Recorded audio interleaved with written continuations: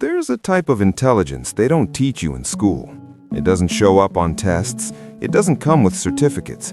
It lives in the shadows of human interaction, in the spaces between what people say and what they mean.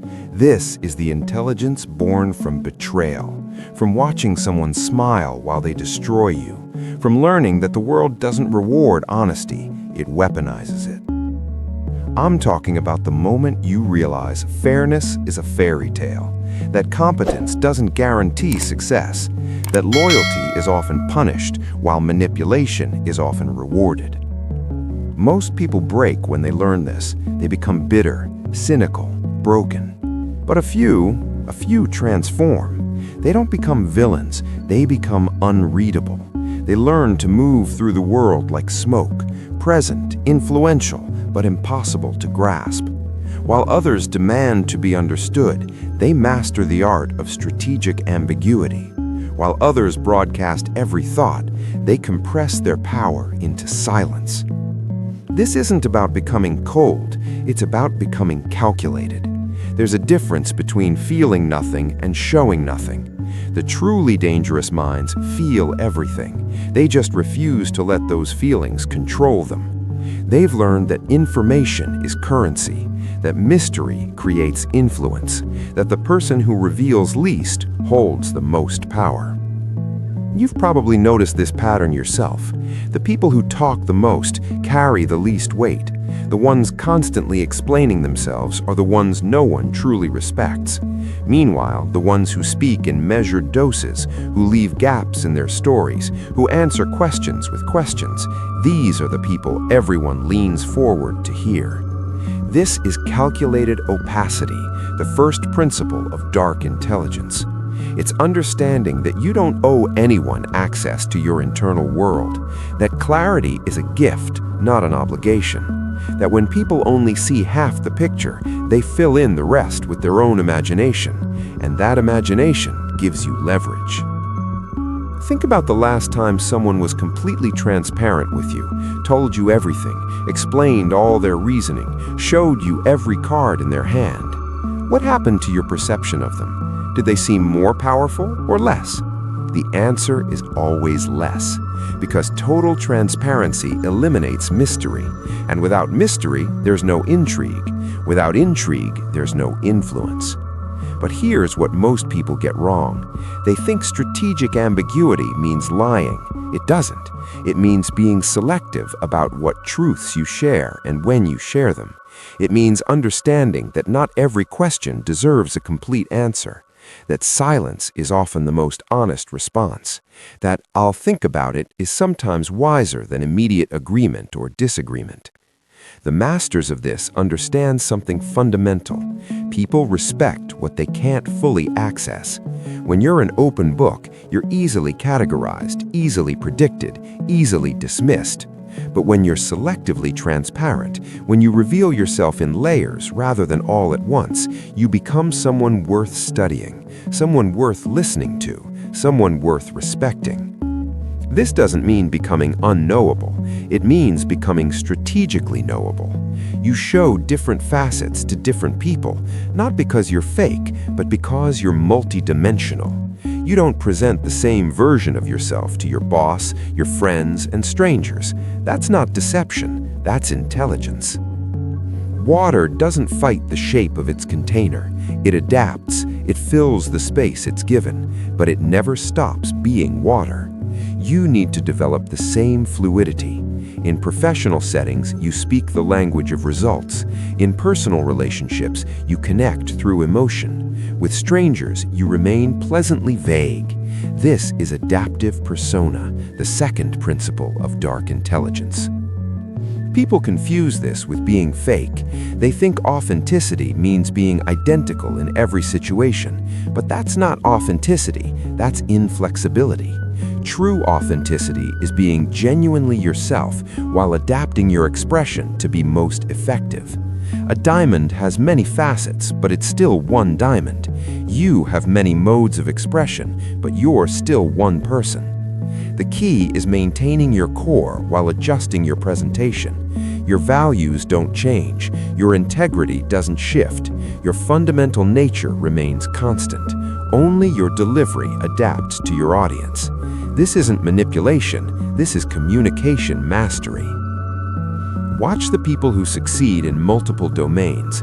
They're not the same person in every room. The version of them that crushes negotiations is different from the version that nurtures friendships, but both versions are authentic, both are real. They've just learned which aspects of themselves serve which situations. This leads us to the third principle, detachment. Not emotional numbness, strategic emotional independence. It's understanding that what you're not afraid to lose can't control you, that desperation is the enemy of power, that the moment you need something too badly, you've already lost. Think about negotiations you've witnessed. The person who needs the deal more always loses leverage. The one who's willing to walk away always gains ground. This isn't just about business, it applies to every human interaction, relationships, friendships, professional dynamics. The less you need, the more you receive. But here's what most people get wrong. They think detachment means caring. You can care deeply about something without needing it desperately. You can want someone in your life without requiring them to feel complete. The distinction is subtle but critical. Care is strength. Need is weakness. When you master detachment, your energy changes. You stop chasing, stop explaining, stop proving. You become the person people chase, the one they want to prove themselves to, the ones whose approval suddenly matters because it's no longer guaranteed. Scarcity creates value. Your detachment creates scarcity. Now let's talk about the principle that separates amateurs from masters. Silent leverage. Most people think power announces itself, that it demands attention, that it forces compliance through volume and visibility. They're wrong. Real power whispers. It influences without insisting. It shapes outcomes without touching them directly. Silent leverage is understanding that you don't need to be in the room for your presence to be felt. It's becoming the person everyone considers before making decisions, even when you're not part of the conversation. It's building influence so deep that people self-correct their behavior based on what they imagine you'd think. This happens through consistent value delivery without demand for recognition. You solve problems quietly. You make people's lives easier without announcement. You become indispensable, not through claims, but through demonstrated reliability. And here's what happens. People start to fear your absence more than they value your presence. Think about the people in your life who hold the most influence over you. Are they the loudest, the most demanding, or are they the ones whose opinion matters precisely because they don't force it on you? The ones whose silence carries more weight than others' speeches. That's silent leverage. The technique is patience. You're not looking for immediate results. You're building compound influence. Every time you help someone without asking for credit, you're making a deposit. Every time you stay calm while others panic, you're establishing yourself as the steady force. Every time you let others take credit while you know the truth, you're investing in long-term power. Because eventually, people realize who's actually driving outcomes. They notice that projects succeed when you're involved and fail when you're not. They recognize that you're the common denominator in positive results, and that recognition gives you something no title ever could: earned authority. But silent leverage requires something most people can't provide: emotional restraint. You have to be comfortable not getting immediate recognition. You have to be secure enough to let others shine while you work in the background. You have to value influence over applause. Most people can't do this. Their ego demands immediate validation, and that need kills their leverage before it can compound. The masters understand timing. They know when to speak and when to stay silent, when to act and when to observe, when to reveal their hand and when to let others think they're winning. This isn't weakness, it's strategy. You're not avoiding conflict, You're choosing your battles with surgical precision. Here's what happens when you master silent leverage. Conversations shift when you enter the room, even before you speak. Decisions get reconsidered based on anticipated questions you might ask. People check their work more carefully, knowing you'll eventually review it. Your standards become the invisible bar everyone measures themselves against. This brings us to psychological echo, the fifth principle. It's the ability to reflect people's deepest needs and fears back to them in a way that makes them feel profoundly understood. Not through manipulation, but through genuine observation and strategic communication. Every person you meet is broadcasting signals. Their words say one thing, but their tone, posture, and patterns reveal something deeper. They're showing you what matters to them, what they fear, what they need to feel valued. Most people miss these signals entirely because they're too focused on what they want to say next. But when you learn to read these invisible transmissions, you gain access to a form of influence that feels almost supernatural to those who experience it. You're not telling them what they want to hear, you're reflecting back what they already feel but haven't articulated. And that reflection creates a bond that's difficult to break. The technique is simple in theory, complex in execution. Listen not just to words, but to patterns. What does this person return to repeatedly in conversation? What topics make their energy shift? What questions do they avoid? What achievements do they emphasize? These patterns reveal their psychological architecture, the invisible structure of needs, fears, and values that drive their behavior. Once you map this architecture, you can speak directly to it. If someone values security above all else, you frame everything in terms of stability and risk mitigation. If they crave recognition, you present opportunities through the lens of achievement and visibility. If they prioritize freedom, you emphasize autonomy and choice. You're not changing your message, you're translating it into their language. This is where most people fail at influence. They present everything through their own value system, assuming others care about what they care about. But effective communication requires speaking to people in terms they understand, addressing needs they actually have, reflecting back the version of reality they already believe. The ethical application of psychological echo is crucial. You're not tricking people into wanting things that harm them. You're helping them see how what you're offering serves needs they already have. You're building bridges between your goals and theirs, finding the overlap where everyone wins. Now we reach the most controversial principle, ambiguous morality. This is where most people recoil. They want clean categories, good and bad, right and wrong, black and white.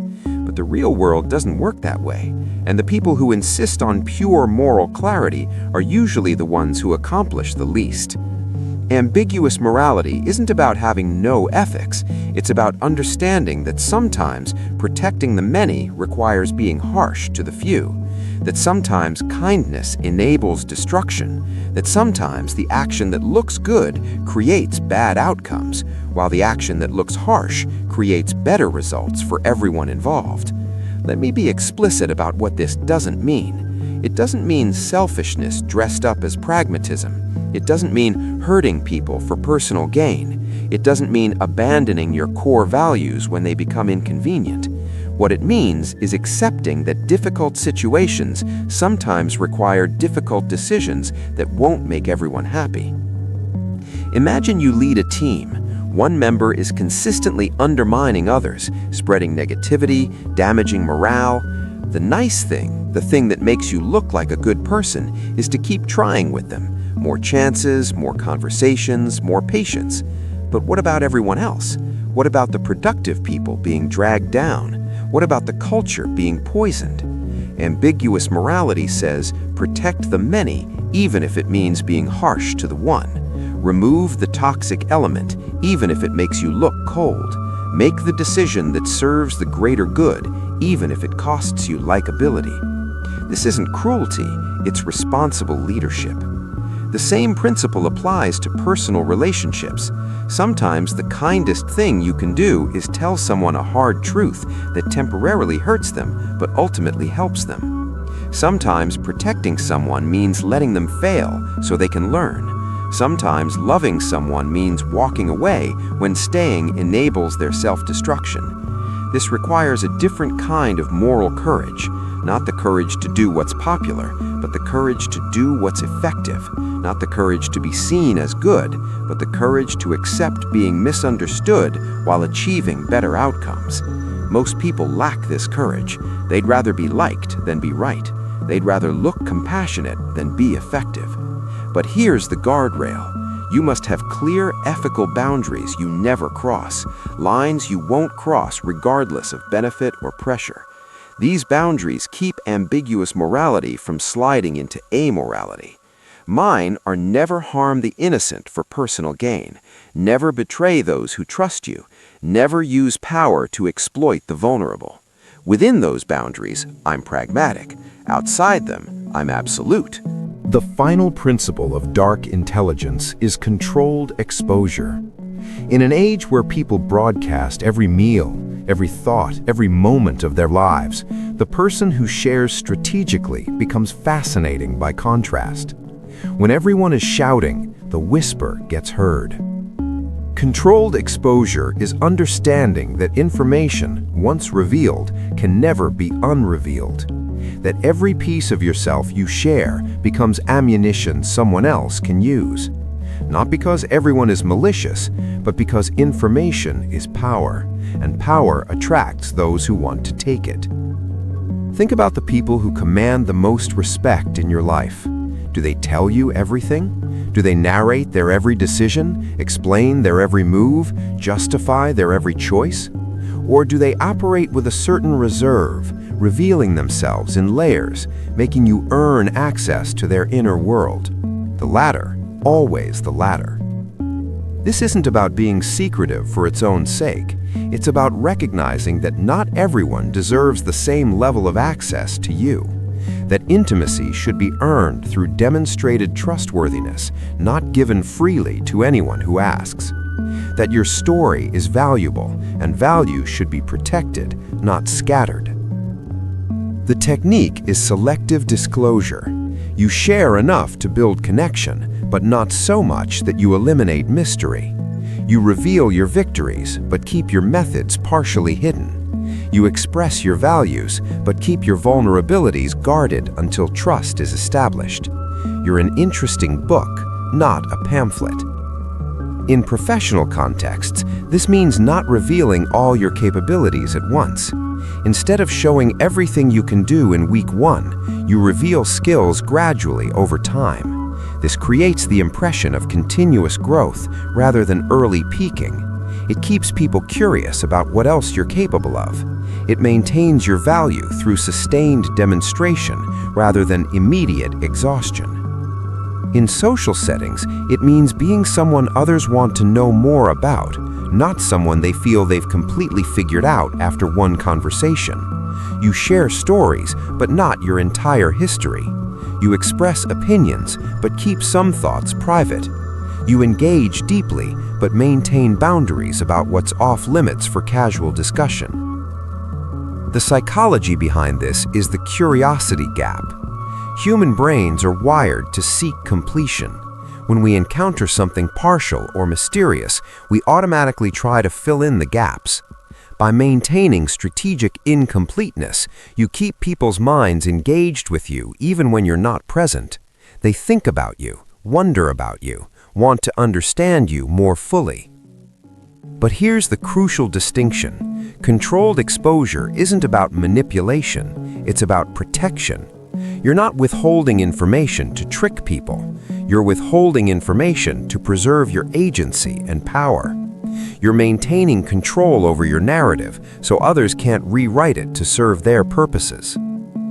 Every time someone asks you a personal question, you face a choice.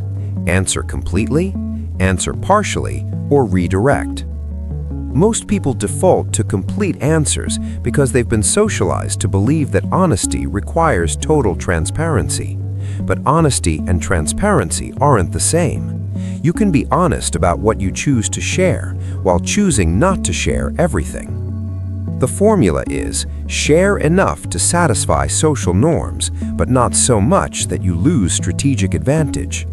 If someone asks about your weekend, you don't need to provide a minute-by-minute breakdown.